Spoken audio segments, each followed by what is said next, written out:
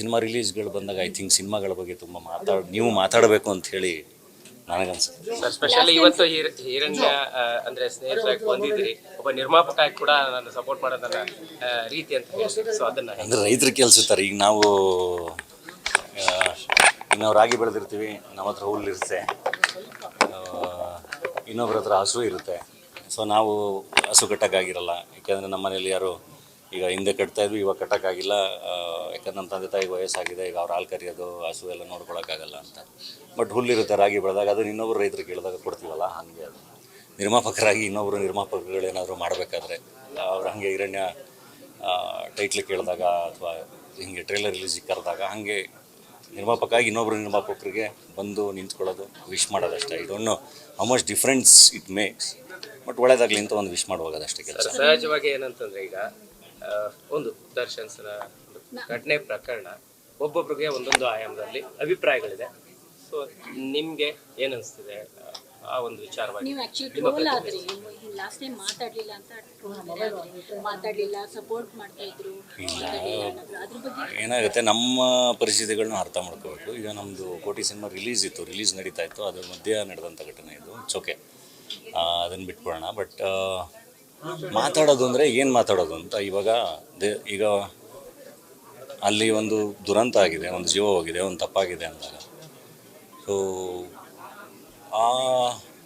ಆ ಮನುಷ್ಯನ ತಂದೆ ತಾಯಿ ಮುಖನ ನೋಡಿದಾಗ ಅಥವಾ ಆ ಮನುಷ್ಯನ ಹೆಂಡತಿ ಅಥವಾ ಆ ಮಗುವ ಭವಿಷ್ಯ ನೋಡಿದಾಗ ಖಂಡಿತ ಬೇಜಾರಾಗೇ ಆಗುತ್ತೆ ಯಾರಿಗಾದ್ರೂ. ಸೊ ಕಾನೂನಿಗಿಂತ ದೊಡ್ಡವ್ರು ಯಾರೂ ಇಲ್ಲ.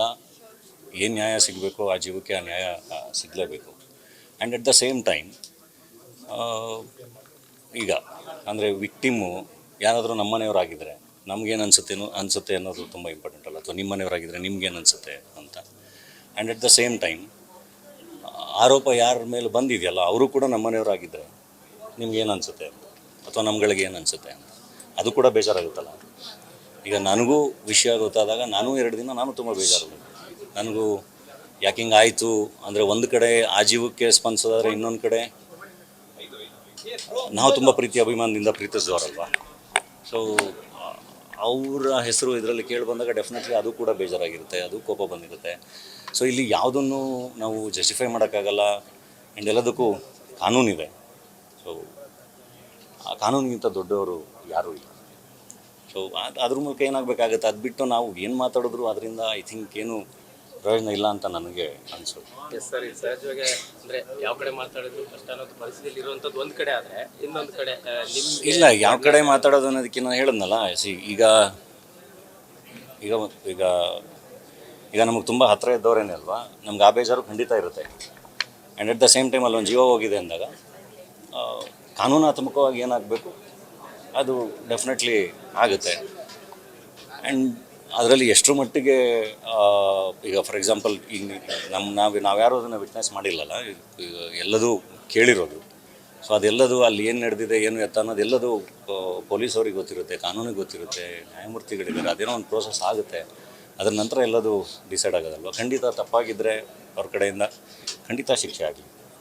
ಇಲ್ಲ ಅಂದರೆ ಅದು ಕೋಪದ ಇದಕ್ಕೆ ಬಿದ್ದಾಗ ಎಷ್ಟು ಮಟ್ಟಿಗೆ ಅದರಲ್ಲಿ ಇನ್ವಾಲ್ವ್ ಆಗಿದ್ದಾರೆ ಗೊತ್ತಿಲ್ಲ. ಅದು ಖಂಡಿತ ಅವ್ರ ಕಡೆಯಿಂದ ತಪ್ಪಾಗಿದ್ರೆ ಡೆಫಿನೆಟ್ಲಿ ಶಿಕ್ಷೆ ಆಗಲಿ. ನಾನು ಹೇಳ್ತಿರೋದು ಆ್ಯಸ್ ಎ ಬ್ರದರೇ ಹೇಳ್ತಾ ಇದ್ದೀನಿ. ಓಕೆ, ಇಲ್ಲಾಂದ್ರೆ ಅದು ಕಾನೂನಾತ್ಮಕ ಏನಾಗಬೇಕು ಅದಾಗುತ್ತೆ. ಅದು ಪದೇ ನಾವು ಅದನ್ನೇ ಮಾತಾಡೋದಕ್ಕೆ ನಾನು ಮೀಡಿಯಾಗೂ ರಿಕ್ವೆಸ್ಟ್ ಮಾಡೋದು, ಐ ಥಿಂಕ್ ಸಿನಿಮಾಗಳ ಬಗ್ಗೆ ಅಂದರೆ, ಯಾಕಂದರೆ ಸಾಕಷ್ಟು ಕುಟುಂಬಗಳು ಇರ್ತಾವಲ್ವ, ಸಾಕಷ್ಟು ಸಿನಿಮಾಗಳು ನಡೀತಾ ಇರ್ತಲ್ವ, ಚಿತ್ರರಂಗ ಇರುತ್ತಲ್ವ, ಅದ್ರ ಕಡೆಗೆ ಸೊ ಜಾಸ್ತಿ ಮಾತಾಡಿ, ಸಿನಿಮಾ ರಿಲೀಸ್ ಆಗ್ತಿರೋಗಳ ಬಗ್ಗೆ ಜಾಸ್ತಿ ಮಾತಾಡಿ ಅಂತೇಳಿ ಹೇಳೋಕ್ಕೆ ಇಷ್ಟಪಡ್ತೀನಿ.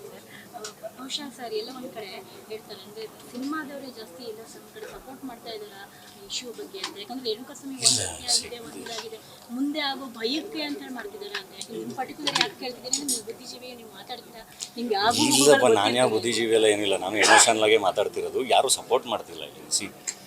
ಅಲ್ಲಿ ನಡೆದಿರೋ ಅಂಥದ್ದನ್ನು ಯಾರೂ ಕೂಡ ಜಸ್ಟಿಫೈ ಮಾಡ್ಕೊಳಕ್ಕಾಗಲ್ಲ. ನಮ್ಮ ಮನೆಯವರೇ ಆಗಿದ್ರು ನಾವು ಮಾಡಿದ್ರು ನಾವು ಜಸ್ಟಿಫೈ ಮಾಡ್ಕೊಳಕ್ಕಾಗಲ್ಲ. ಅಲ್ಲಿ ತಪ್ಪಾಗಿರೋದು ನಿಜ.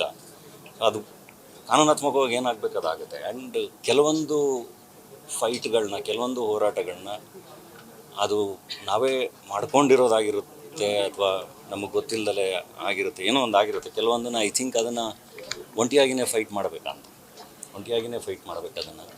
ಸೊ ಡೆಫಿನೆಟ್ಲಿ ಐ ಥಿಂಕ್ ಅದು ನಾವು ಯಾರೂ ಏನು ಹೇಳೋಕ್ಕಾಗಲ್ಲ, ಜಡ್ಜ್ ಮಾಡೋಕ್ಕಾಗಲ್ಲ. ಅದೇನಾಗಿದೆ ಆ ಕೃತ್ಯನ ಖಂಡಿಸ್ಬೋದು. ಆ್ಯಂಡ್ ಅವರಿಂದ ತಪ್ಪಾಗಿದ್ದರೆ ಶಿಕ್ಷೆ ಆಗಲಿ, ಕಾನೂನಾತ್ಮಕವಾಗಿ ಅದೇನೇ ನಡಿಬೇಕು ನಡೀಲಿ. ಇಲ್ಲ ಅಂದರೆ ಡೆಫಿನೆಟ್ಲಿ ಯಾವತ್ತಿಗೂ ರಿಫಾರ್ಮೇಷನ್ಗೆ ಜಾಗ ಇದೆ. ಆ್ಯಂಡ್ ಯಾವತ್ತಿಗೂ ಅವಕಾಶಗಳಿದ್ದೇ ಇದೆ, ಬದುಕು ಕೊಟ್ಟೇ ಕೊಡುತ್ತೆ.